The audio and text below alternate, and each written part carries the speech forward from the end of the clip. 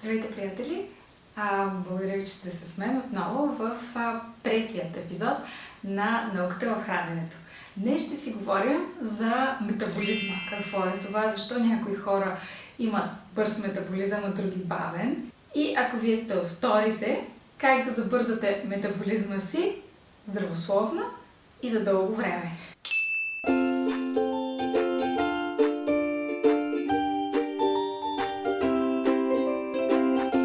Какво е метаболизъм? Най-общо казано, метаболизмът са всички биохимични реакции в тялото ни. От него зависи, когато погълнем енергия чрез храната в калории, дали тази енергия ще бъде използвана за нещо изгорена, т.е. катаболизирана, или ще бъде анаболизирана и ще бъде съхранена в тялото ни под формата на най-често масна тъкан. Затова е важно да разбираме метаболизма, за да знаем кога храната ще бъде изгорена и кога ще бъде запазена, за да можем да повлияем тези две неща. Едната страна на монетата метаболизъм е приетите калории с храната. Те може да са високи, може да са ниски. А другата част на монетата метаболизъм е общият дневен енергиен разход. Когато някой каже, че има бърз метаболизъм, той най-общо казва, че има висок дневен енергиен разход.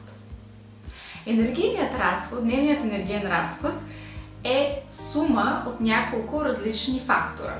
И сега ще обсъдим всеки от тях по-отделно, за да може да ги разберете и за да може да ги контролираме. Дневният енергиен разход е сума от базовият метаболизъм или така нареченият базовата метаболитна ставка, което е мерна единица, плюс физическата активност, плюс термичният ефект на храната и плюс активната термогенеза, тази, която е извън физическата активност. Това е уравнението, за което ще си говорим днес. Нека да разбием всички тези отделни съставки и да ги обясним. Какво означава базовият метаболизъм? Базовият метаболизъм съставлява около 60% от общият ни метаболизъм и това е енергията, необходима за основните жизнени процеси. Дишане, сърцебиене, общо взето, колко енергия ви е необходима просто да стоите в един стол и да дишате. Да ви бие сърцето, корема ви да храносмила и други. Тук нещата са интересни, защото този базов метаболизъм се влияе от пола, от годините, от температурата на околната среда, но освен това се влияе и от конституцията на тялото. Тоест, колко процента мускули имате, колко процента масна тъкан. В покой, ето като си стоим ето така, мускулната тъкан гори много повече калории, отколкото мазнините, които не горят почти нищо. Тоест, може да повишим нивото на базалният ни метаболизъм, имайки повече мускули, т.е. изграждайки повече мускули.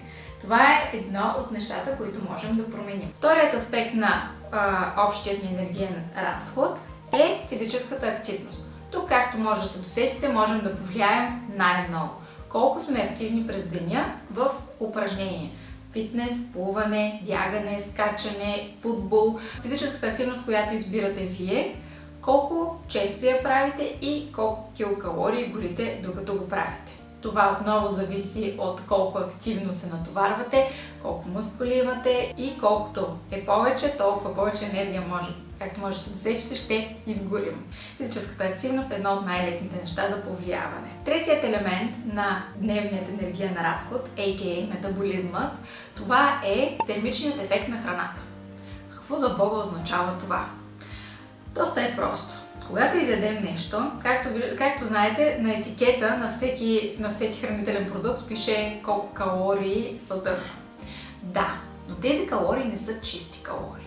Когато изядем дадена храна, за нейното разграждане и усвояването й от организма е необходима енергия. Тоест, самият ни организъм използва енергия, за да разгради и после пак оползотвори храната, която му даваме.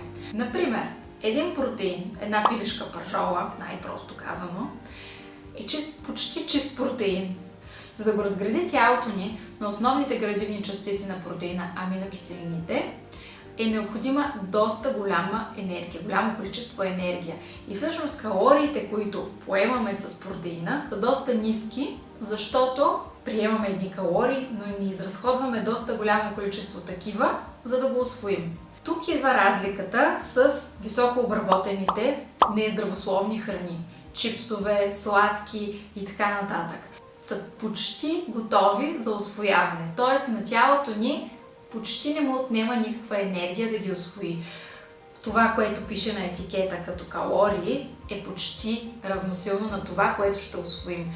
Тоест, тук термичният ефект или изгорените калории при храносмилането няма да са почти никакви. Тук е момента, в който може да играем с метаболизма си.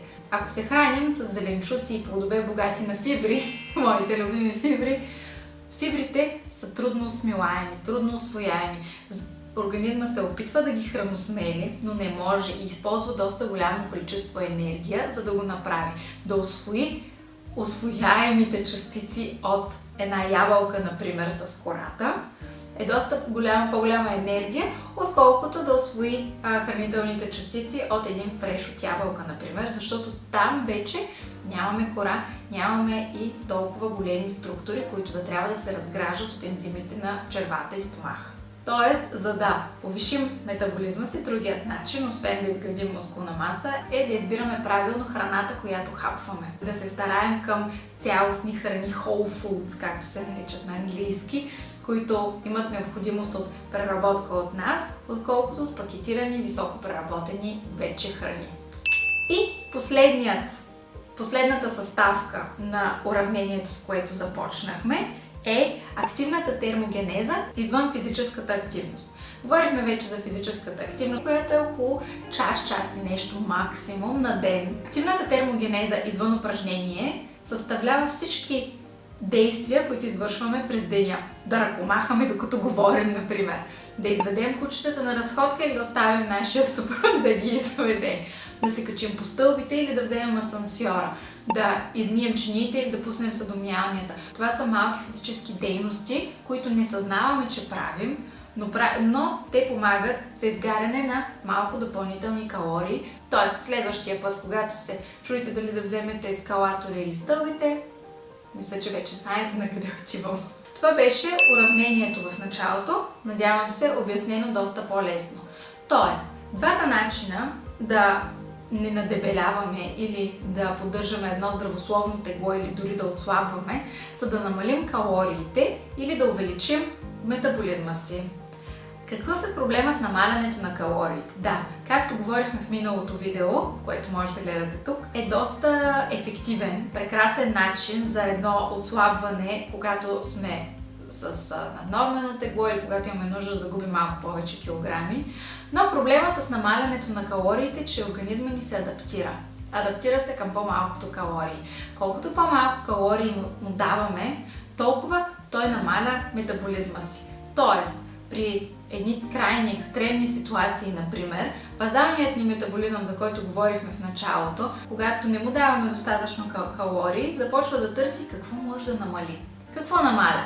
Храносмилането. Започваме да имаме проблеми с храносмилането, защото червата не работят толкова добре, защото няма достатъчно енергия. При жените спира месечния цикъл или намаля, става нередовен, объркват се хормоните, съня и всичко това става за сметка на този калориен дефицит, в който ако оставим тялото в прекалено дълго време. Ако решим да намалим още повече калориите, защото в един момент на калорийния дефицит спираме да виждаме резултати, мускулната маса започва да страда. Започва да пада процентът на мускули в тялото, което от своя страна също намаля базалният ни метаболизъм, защото не изгаряме толкова калории в покой. Оттам нататък, разбира се, начинът, по който се представяме в фитнеса или в спорта, който спортуваме при калориен дефицит, със сигурност няма да е същия, както ще е в един нормален калориен прием. Тогава разходът на енергия при физическа активност ще е много по-добър. Тези неща мисля, че обобщават какво искам да кажа.